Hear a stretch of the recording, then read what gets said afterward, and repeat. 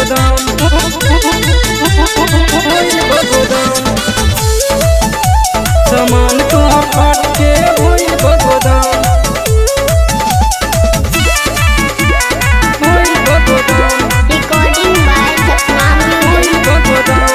सुन की उमिरिया में कोइल दीवाना कवन चक्की आटा कैलू बोरल खजाना कवन चक्की आटा कैलू बोरल खजाना सुन की उमिरिया में कोइल दीवाना कवन चक्की आटा कैलू बोरल खजाना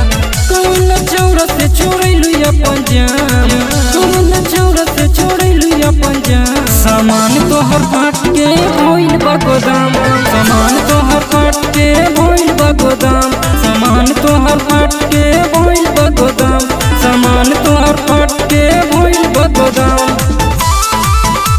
सामान तोहर फाट के भइल बा गोदाम भइल बा गोदाम भइल बा गोदाम जवानी लगे तोहर अमर पाली से झका मन करे हमरो जते दीही जारे चार मन करे हमरो जते दीही जारे चार जवानी लगे तोहर अमर पाली से झका